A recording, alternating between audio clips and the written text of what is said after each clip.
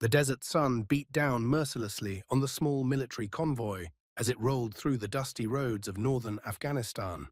Sarah Martinez sat in the back of the armored vehicle, her medical kit secured between her boots. She had been a combat medic for 3 years now, but the knot in her stomach never went away before a mission. Today felt different somehow. The air was thick with tension, and even the usually chatty soldiers around her were quiet. Sarah was 27 years old. Originally from a small town in Texas, she had joined the army to pay for medical school. But somewhere along the way, she found purpose in saving lives on the battlefield. Her hands were steady, her mind sharp, and her fellow soldiers trusted her completely. She had pulled more than a dozen men from the edge of death, earning her a reputation as someone who never gave up on a patient. The convoy was headed to a remote village where intelligence suggested a high-value target was hiding. The SEALs were leading the operation, and Sarah was there to provide medical support. She glanced at the men around her. Their faces were painted, their weapons ready. These were some of the most elite warriors in the world, yet they still needed her. Everyone bleeds the same, she reminded herself. The radio crackled to life. The lead vehicle reported movement ahead. Sarah felt her heart rate increase. She checked her supplies one more time, running through mental checklists. Tourniquets, hemostatic gauze, chest seals, airways, everything was in its place. She took a deep breath and whispered a quick prayer, something her grandmother had taught her years ago. The explosion came without warning. One moment the world was normal, and the next Sarah was flying through the air. The deafening blast seemed to tear reality apart. She hit the ground hard, tumbling across rocks and sand. Pain exploded through her body. Her ears rang so loudly she couldn't hear anything else. Dust and smoke filled the air, choking her as she tried to breathe. When Sarah opened her eyes, the world was sideways and blurry. She tasted blood in her mouth and felt wetness on her face. Her left leg screamed with pain. She tried to move and gasped as sharp agony shot through her ribs. Something was very wrong. Through the haze, she could see the burning wreckage of the vehicle she had been in. Bodies lay scattered around her, some moving, some terribly still. The ringing in her ears began to fade, replaced by the sound of gunfire. Lots of gunfire. The ambush had been perfectly planned. The enemy had hit them with an IED, and now they were attacking from multiple positions. Sarah could see muzzle flashes from the buildings ahead. She tried to call out, but could only manage a weak croak. Her throat was raw from the dust and smoke. Training kicked in despite the pain. Sarah assessed her own injuries first. Her leg was broken. She was certain of that. Blood soaked through her uniform from multiple shrapnel wounds. Her left arm hung uselessly at her side. Broken collarbone she diagnosed through the fog of pain. She could feel at least 3 broken ribs, and breathing was difficult, but she was alive, and that meant she had work to do. She dragged herself toward the nearest soldier, using her good arm and her uninjured leg. Every movement was agony, but she had been trained to push through pain. The soldier was unconscious, bleeding from a head wound. Sarah's hands moved automatically, assessing and treating. She applied pressure to the worst bleeds, her medical training overriding the screaming pain in her own body. The firefight intensified. She could hear the SEALs returning fire, their disciplined bursts answering the chaotic spray of AK-47s. But they were pinned down, caught in a kill box. The enemy had chosen their ambush site well. Sarah worked on another casualty, then another, crawling from soldier to soldier. Her vision swam and she felt dizzy from blood loss, but she refused to stop. A bullet kicked up sand inches from her head. Sarah flattened herself against the ground, her heart pounding. She realized with cold clarity that she was completely exposed. There was no cover between her and the enemy positions. She was bleeding, broken, and alone in the middle of the kill zone. The SEALs had taken defensive positions behind the wrecked vehicles, but she was too far away to reach them. Another soldier lay a few feet away. Sarah recognized him as Petty Officer Jackson, one of the team leaders. She crawled to him, her broken leg dragging behind her, leaving a trail of blood in the sand. Jackson was conscious, but badly wounded. A round had caught him in the chest, and despite his body armor, he was struggling to breathe. Tension pneumothorax, Sarah recognized immediately. His lung had collapsed. With shaking hands, Sarah pulled out a needle from her kit. She had to decompress his chest, or he would die within minutes. The enemy fire was relentless now, bullets zipping overhead. She focused on Jackson's chest, finding the right spot between his ribs. She pushed the needle in and air hissed out. Jackson gasped, and his color immediately improved. He looked at her with grateful eyes. Sarah slumped beside him, exhausted. Her own breathing was becoming more labored. She knew she was going into shock. The world started to fade at the edges. She fought to stay conscious, but the darkness was pulling at her. In the distance, she could hear someone screaming for a medic. The irony wasn't lost on her. She was the medic, and she was dying in the sand. The last thing she remembered before passing out was the sound of helicopter rotors. Evac was coming, but would they make it in time? Her vision narrowed to a tunnel, then went black. The pain finally mercifully faded away. Sarah Martinez had done her job. She had saved 3 lives before her own body gave out. Now she could only hope someone would save hers. But this was not the end of Sarah's story. In fact, her most incredible moment was yet to come. What happened after she regained consciousness would make her a legend among the special operations community and proved that sometimes the most unlikely heroes emerge from the darkest moments. Sarah's eyes snapped open. Pain crashed over her like a wave, stealing her breath. For a moment, she couldn't remember where she was or what had happened. Then it all came rushing back. The explosion, the firefight, the wounded soldiers. She tried to sit up and gasped as her broken ribs protested. How long had she been unconscious? Minutes? Hours? The sky above was darker now. Late afternoon, she guessed. The sound of gunfire was different too. More sporadic, but closer. Much closer. Sarah turned her head carefully and felt her blood run cold. The enemy fighters had moved in. They were searching through the wreckage, shooting any wounded they found. She could see them moving between the destroyed vehicles, their weapons raised. Her heart hammered in her chest. She was lying in the open, covered in blood and dirt. Somehow, they hadn't seen her yet, but it was only a matter of time. Where were the SEALs? She strained to listen and heard nothing from their position. Either they had been overrun, or they had pulled back. Either way, Sarah was alone. A shadow fell across her. Sarah froze, every muscle tensing despite the pain. An enemy fighter stood over her, his AK-47 pointed down. He was young, maybe 19 or 20, with a scraggly beard and wild eyes. He shouted something in Pashto that Sarah didn't understand. She stared up at him, unable to move, unable to speak. The fighter raised his weapon to finish her. Sarah closed her eyes, waiting for the shot that would end everything. But it didn't come. Instead, she heard another voice calling out. The fighter above her responded and moved away. Sarah opened her eyes in time to see him walking toward another group of enemy combatants. They were arguing about something, gesturing toward the hills. Sarah realized she had been given a second chance, probably her last one. She had to move. The SEAL's defensive position was about 30 yards away, behind the bulk of the lead vehicle. If she could reach it, maybe she could find weapons, supplies, something to defend herself with. The alternative was lying here waiting to be executed. Moving was torture. Every inch forward sent lightning bolts of agony through her broken body. Sarah bit down on her lip to keep from crying out. Tasting fresh blood, she used her good arm to pull herself forward, dragging her useless leg behind her. The sand was hot against her skin, and sweat poured down her face, mixing with the blood and dirt. She had covered maybe 10 yards when she heard shouting. They had spotted her. Bullets kicked up sand around her. Sarah abandoned stealth and threw herself forward with desperate strength she didn't know she had. The edge of the destroyed vehicle was just ahead. 5 more yards. 3. She felt something tug at her uniform as a round passed through the fabric. Sarah rolled behind the vehicle just as a burst of automatic fire stitched across. She had been seconds before. She lay there gasping, her vision swimming. But she had made it. She was behind cover. Now she just had to figure out what to do next. The enemy would be coming around both sides of the vehicle any second now. That's when she saw them. The bodies of 3 SEALs lay in defensive positions around the vehicle. They had made their stand here and lost. Sarah's stomach turned, but then her training reasserted itself. The dead couldn't help her, but their equipment could. With shaking hands, she reached for the nearest SEAL's weapon. The M4 carbine was heavy in her hands. Sarah had qualified with rifles in basic training, but she was a medic, not an infantryman. Still, the basic operation was simple enough. Check the magazine, chamber around, flip the selector to semi-auto. Her hands moved through the motions, muscle memory taking over. Voices approached from her left. Sarah swung the rifle around, ignoring the screaming pain in her shoulder. 2 fighters came around the vehicle, their weapons lowered as they searched for her body. They weren't expecting resistance from a broken, bleeding medic.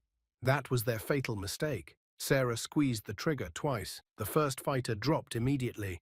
The second managed to raise his weapon before her third shot took him down. The rifle's recoil had sent fresh waves of agony through her injured body. But she was alive. Two enemies weren't. More shouts erupted from around the wreckage. Now they knew she was armed and dangerous. Sarah crawled to a different position, taking one of the SEAL's chest rigs loaded with extra magazines.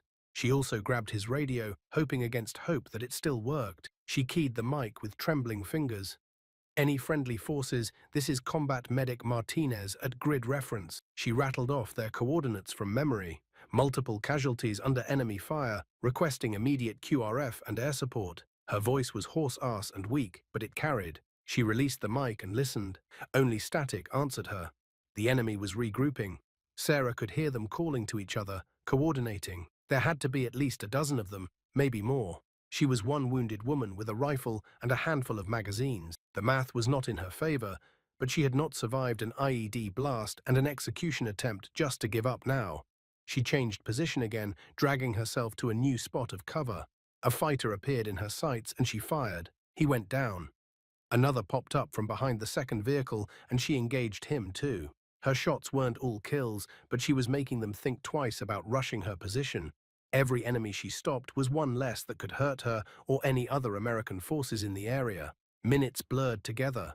Sarah fought through the pain and exhaustion, taking shots when she had them, conserving ammo when she didn't. Her world had shrunk to the iron sights of her rifle and the small area of destroyed vehicles around her. She lost track of how many magazines she went through. Her hands were slick with her own blood, making it hard to grip the weapon. Then she heard it. The beautiful thunderous sound of helicopter rotors. Sarah looked up and saw two Apache gunships coming in low and fast. She grabbed the radio again. Air support. This is the survivor at the ambush site. Danger close. Enemy all around my position. She marked her location with an infrared strobe from one of the SEAL's kits. The Apaches opened up. Their 30mm cannons tore into the enemy positions with devastating effect. Secondary explosions erupted as stored ammunition cooked off. The enemy fighters who weren't hit immediately began to scatter, running for the buildings, but there was nowhere to hide from the Apaches' thermal sights. Sarah slumped against the vehicle, her rifle finally lowering. Help had arrived. She was going to survive this. Tears cut tracks through the dirt on her face, but she was too exhausted to sob. She just sat there, bleeding and broken, watching the gunships work around her.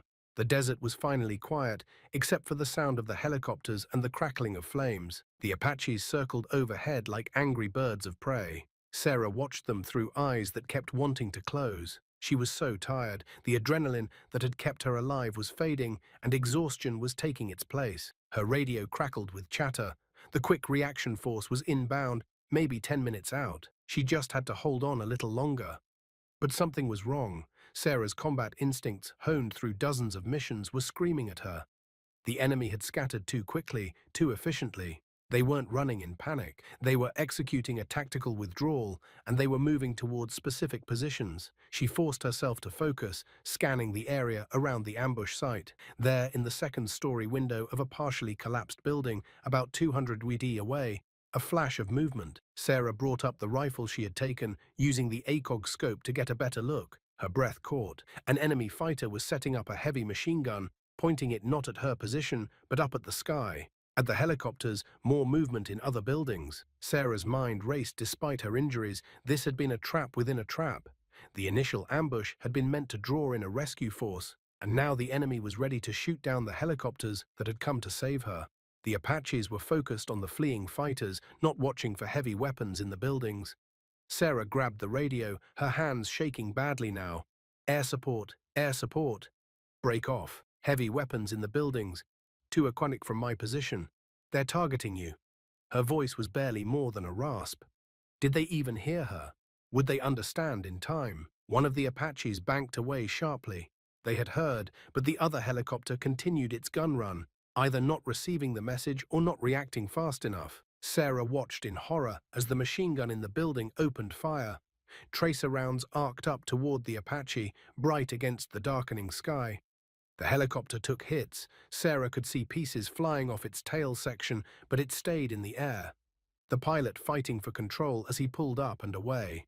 That's when Sarah saw the second threat, another position, this one with what looked like an RPG. The fighter was tracking the damaged Apache, waiting for the perfect shot. She had to do something. The QRF helicopters would be here soon, and they would fly right into this kill zone if someone didn't take out those heavy weapons positions. Sarah looked at the rifle in her hands, then at the building 200 wide away. She was a medic, not a sniper. She had a broken leg, broken ribs, a useless arm, and was probably going into shock. The shot was impossible, but the alternative was watching good men die. Sarah had not become a medic to let people die if she could prevent it. She dragged herself to a better position, using the wreckage for support. She found a relatively stable spot and settled the rifle against her good shoulder. Every breath sent pain lancing through her chest, but she forced herself to breathe slowly and steadily. Through the scope, she could see the machine gunner. He was focused on the helicopters, not expecting any threat from the ground. Sarah adjusted for distance and wind, trying to remember everything from her basic marksmanship training. 200 wide was not an impossible shot, but with her injuries and a rifle she had barely used, the odds were not good. She exhaled slowly and squeezed the trigger. The rifle bucked against her shoulder, and she gasped at the pain. Through the scope, she saw her round impact the wall near the window. Close, but not close enough. The machine gunner noticed, swinging his weapon toward her position. Sarah worked the bolt, chambering another round despite her shaking hands. The machine gun opened up. Heavy rounds tore through the wreckage around her, forcing Sarah to duck. She could feel the impacts shaking the vehicle she was hiding behind. When the burst ended, she popped back up and fired again. This time she saw the machine gunner jerk and fall back from the window. She had hit him, but there was no time to celebrate. The RPG position was still active. Sarah swung her rifle toward it, searching for the fighter. There, on the roof of an adjacent building, he had the launcher on his shoulder and was aiming at the wounded Apache as it limped away. Sarah didn't even think. She just aimed and fired. The shot was lucky, pure and simple. It caught the RPG fighter in the shoulder, spinning him around. The rocket launcher fell from his hands and clattered off the roof. He disappeared from view. Sarah let out a breath she didn't know she had been holding. She had bought the helicopter's time, but at a cost. Her position was now fully exposed, and the remaining enemy fighters knew exactly where she was. Bullets began impacting all around her. Sarah crawled to yet another position, her broken legs screaming with every movement. She was leaving a clear blood trail in the sand. She didn't know how much longer she could keep this up. Her vision was getting blurry again, and she felt cold despite the desert heat. Classic signs of serious blood loss. The radio crackled. "Ground unit, this is Pale Horse 52. We have your position marked. QRF is 2 minutes out. Can you mark enemy positions?" It was one of the Apache pilots. "Sarah, her mic. Multiple positions in buildings north of my location. At least 2 heavy weapons. Unknown number of small arms. I'm combat ineffective. Multiple casualties." She slumped against the wreckage, the rifle across her lap. 2 minutes. She just had to survive 2 more minutes. But the enemy was pressing closer now, emboldened by her silence. They knew she was wounded, knew she was alone. They were moving in for the kill, and this time there would be no reprieve. Sarah checked her ammunition. 1 magazine left, maybe 20 rounds against at least a dozen enemy fighters. She did the math and didn't like the answer, but she had made her peace with death once already today. If this was where her story ended, at least she would go down fighting. At least she had saved the helicopters and the men aboard them. A fighter appeared from behind a rock outcropping, much closer than she expected. Sarah fired twice, and he went down. Another came from a different direction, and she engaged him too. They were surrounding her using fire and movement tactics. Professional soldiers, not the untrained militants she had expected. This had been planned by someone who knew what they were doing. Her rifle clicked empty. Sarah dropped the magazine and reached for the last one. Her hands were so numb from blood loss that she fumbled it. The magazine fell into the sand. She scrabbled for it, desperately, her fingers not working properly. Found it, slammed it home, charged the rifle. All of this took maybe 5 seconds, but it felt like an eternity. 2 more fighters rushed her position. Sarah fired from the hip, not even aiming properly. One went down, the other dove for cover. She worked the bolt again, but her hand slipped on the blood-slick metal. The fighter, who had taken cover, popped back up, his AK pointing right at her. Sarah stared at him across 20 feet of empty space. She tried to raise her rifle, but her body wasn't responding anymore. Then the air erupted with the sound of rotors and machine gun fire. The QRF had arrived. 2 Blackhawks came in low and fast, their door gunners laying down suppressing fire.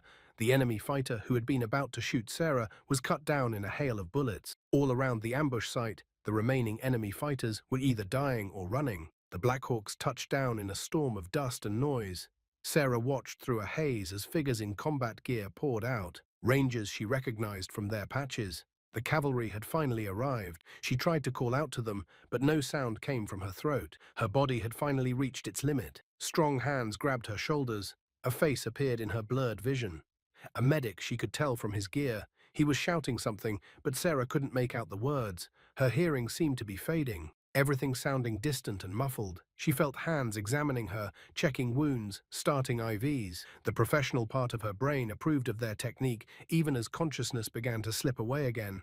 Someone was talking on a radio. She caught fragments of words. Multiple GSWs, compound fracture, left femur, possible internal bleeding. Need immediate dust off to Bagram. GSWs meant gunshot wounds. When had she been shot? Sarah tried to remember, but her thoughts were like smoke, impossible to grasp. Pain brought her back. They were moving her onto a stretcher, and every jostle sent fire through her broken body. She tried to tell them to be careful with her leg, but the words came out as a weak moan. The medic's face appeared above her again. He looked young, maybe 22 or 23. "Stay with me, Doc," he was saying. "We're getting you out of here. Just stay with me, Doc." He knew she was a medic. That meant something, though Sarah couldn't quite remember what. She tried to focus on his face, using it as an anchor to consciousness. He had kind eyes, she noticed. The thought seemed important for some reason. They were carrying her toward one of the Blackhawks. Above her, the sky was beautiful. Stars were starting to appear in the twilight. Sarah had always loved the desert night sky.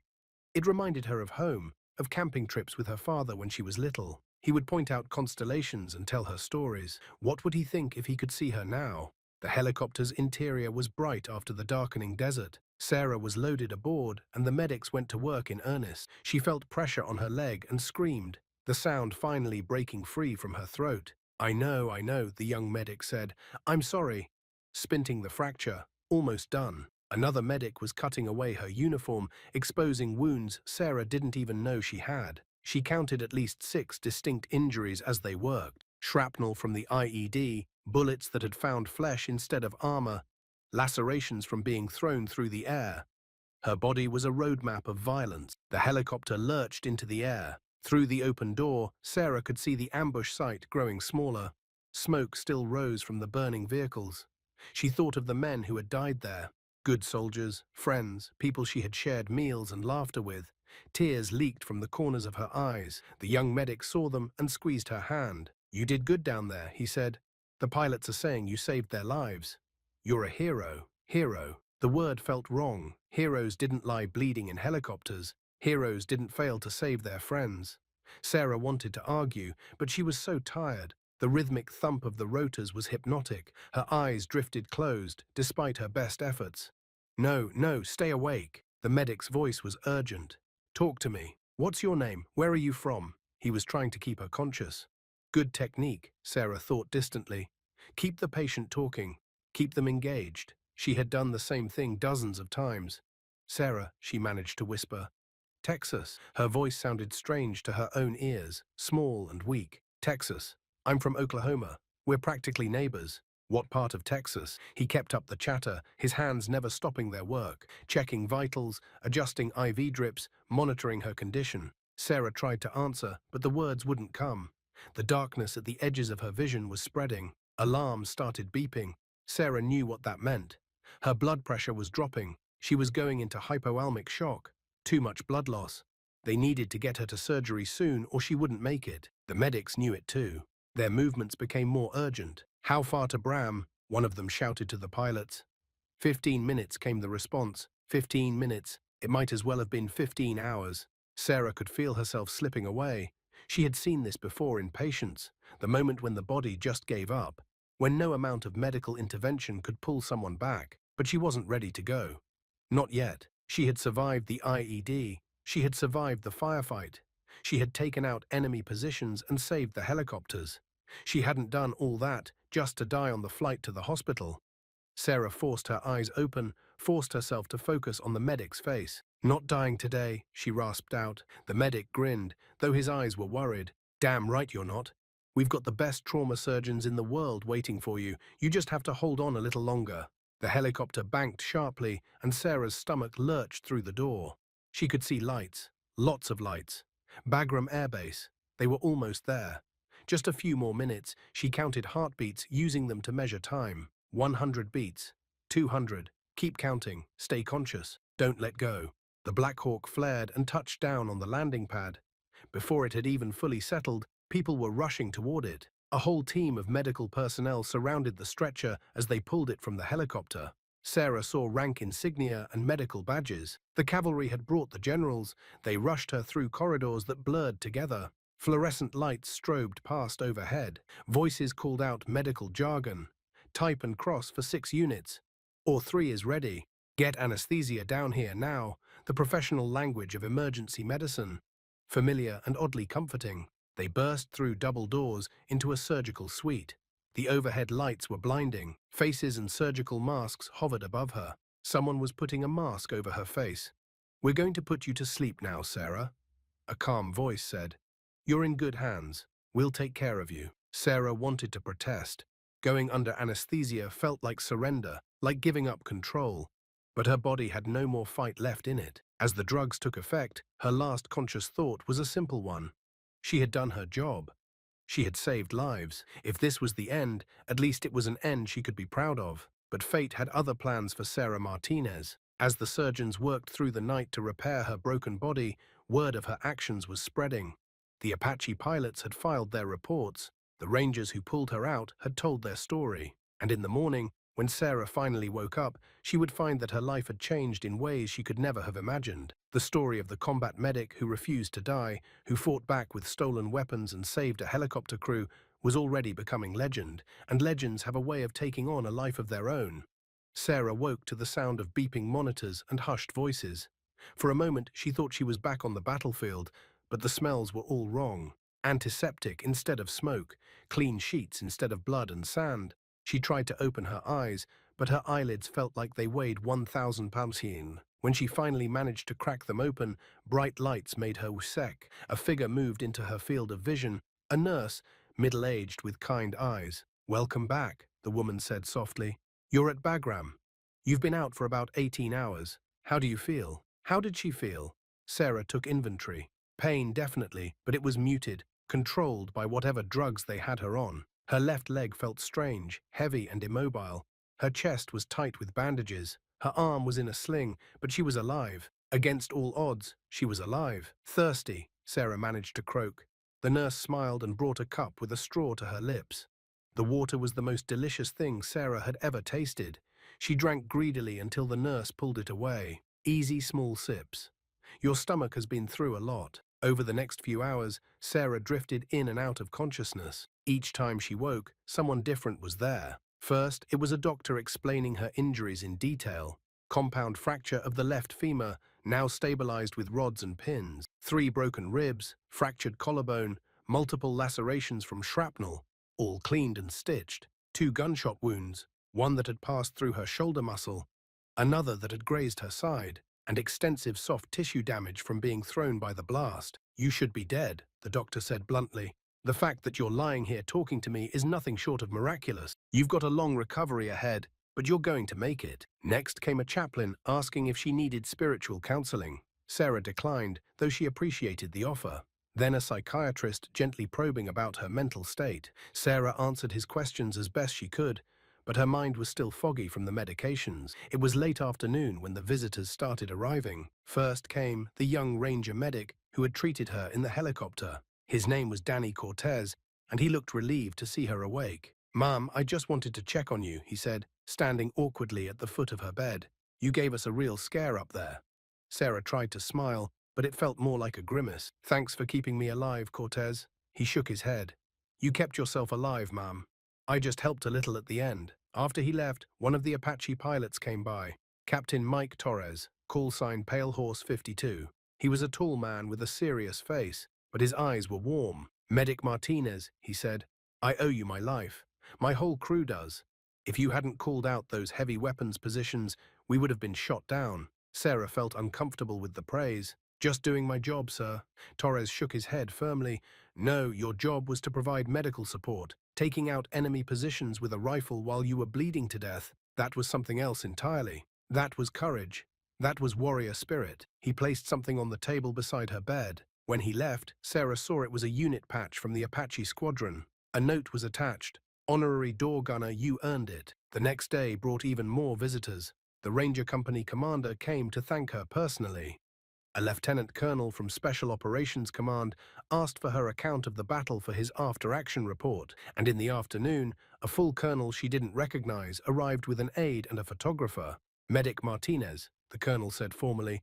I'm Colonel Harrison, Deputy Commander of Combined Joint Special Operations Task Force. I'm here to inform you that you're being recommended for the Silver Star for valor in combat. He paused.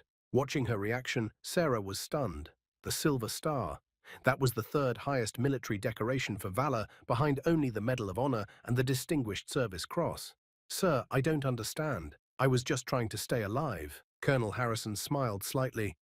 You did more than that. According to the reports I've received, you treated wounded soldiers while under fire. And despite your own severe injuries, you then fought off enemy combatants, eliminated multiple hostiles, and identified heavy weapons positions that would have shot down 2 helicopters. You single-handedly prevented additional casualties and enabled the Quick Reaction Force to complete their mission. That's the definition of valor. The photographer took several pictures as the colonel presented her with a certificate. Sarah felt surreal, like this was happening to someone else. She was just a medic from Texas. She wasn't a hero. Heroes were people like the SEALs who had died defending their position, or the pilots who flew into danger to save others. But as more people came to visit over the following days, Sarah began to understand that she had become something larger than herself. She had become a symbol. In a war where victories were hard to define and good news was rare, her story had given people something to believe in. A medic who refused to quit, who fought back against impossible odds, who saved lives even while dying herself. The story had spread beyond just military channels. A reporter embedded with one of the Ranger units had heard about the battle and filed a story. Within days, Sarah's name was in newspapers back home. Her parents called, crying with relief and pride. Her hometown was planning a parade for when she returned. Strangers were sending letters and care packages to the hospital. Sarah didn't know how to process any of it. She had just been doing her job. When the IED hit, she had responded the way she was trained. When the enemy attacked, she had fought back because the alternative was death. When she saw the helicopters in danger, she had acted because that's what you did. You helped people. You saved lives. That's why she had become a medic in the first place. One visitor stood out from all the rest. He arrived a week after she woke up, when she was finally off the strongest pain medications and could think clearly. He was a Navy SEAL, a Master Chief with more ribbons on his chest than Sarah could count. He introduced himself as Master Chief Daniels, and he had served with the SEALs who died in the ambush. I wanted to meet the medic who tried to save my boys, he said simply. Sarah felt tears prick her eyes. This was the conversation she had been dreading. I'm sorry, she whispered. I tried. I treated everyone I could reach. But there were so many and I was hurt, and I couldn't. The Master Chief held up a hand. Stop, you have nothing to apologize for. I read the report. You treated 3 critically wounded men before you even addressed your own injuries. You stabilized them enough that 2 of them survived. Without you, we would have lost everybody. 2 survived. Sarah hadn't known. In all the chaos and aftermath, no one had told her, she asked. Petty Officer Jackson and Petty Officer Kamar. Jackson is the one you needle decompressed. The doc said you saved his life. Kumar had a severed artery that you clamped. They're both at Lanchtool now recovering. The Master Chief's voice was thick with emotion. You brought my boys home. I will never forget that. After he left, Sarah cried for the first time since waking up. She cried for the men who died. She cried for the ones who lived. She cried for herself, for the trauma and pain and fear. And she cried because she finally understood that what she had done mattered, that her actions in that desert hellscape had made a difference. The road ahead would be long. Months of physical therapy, psychological counseling to deal with the trauma, the question of whether she could ever return to duty with her injuries. But Sarah was a fighter. She had proven that. And if she could survive what she had been through, she could survive anything. 6 months later, Sarah stood in formation at Fort Bragg, North Carolina. Her left leg still ached, especially when the weather changed, but she could walk without crutches now. The doctors had said it was remarkable progress. Sarah knew it was stubbornness more than anything else. She had refused to let her injuries define her.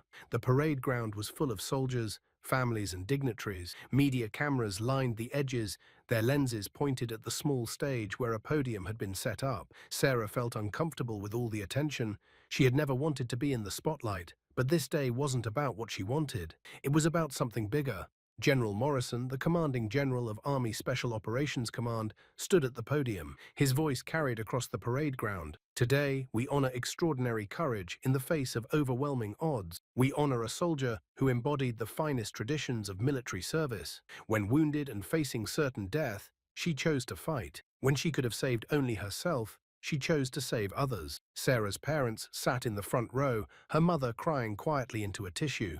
Her father sat straight and proud, wearing his old army uniform from Vietnam. Next to them were Petty Officer Jackson and Petty Officer Kumar, the two SEALs she had saved. They had flown in specifically for today's ceremony. Jackson caught her eye and gave her a small nod. Kumar smiled. Behind them sat the families of the men who didn't make it home. Master Chief Daniels was there with several other SEALs representing their fallen brothers. It was for them that Sarah had agreed to this ceremony. They needed to see that their loved one's sacrifice hadn't been in vain, that someone had fought to save them, that someone remembered. Sergeant Sarah Martinez, front and center, the general called. Sarah marched forward, her stride still slightly uneven, but determined. She came to attention in front of the general, saluting crisply. He returned the salute, then picked up a blue box from the table beside him. For conspicuous gallantry and intrepidity in action against an enemy of the United States, he read from a citation. On the date specified, Sergeant Martinez distinguished herself by exceptionally valorous actions while serving as a combat medic attached to a special operations task force in Afghanistan. When her convoy was ambushed by a numerically superior enemy force and struck by an improvised explosive device, Sergeant Martinez sustained severe wounds, including multiple fractures, shrapnel injuries, and gunshot wounds. The general's voice carried clearly in the silence. Despite her catastrophic injuries, Sergeant Martinez immediately began treating wounded soldiers, saving 3 lives before losing consciousness. Upon regaining consciousness and finding herself surrounded by enemy forces, she fought her way to a defensive position, engaging and eliminating multiple hostile combatants. When she observed enemy heavy weapons preparing to engage friendly aircraft, she neutralized these positions at great personal risk, directly saving the lives of 4 aviators and preventing the loss of 2 aircraft valued at over $90 million. Sarah kept her eyes fixed forward, but she could hear sniffling from the crowd.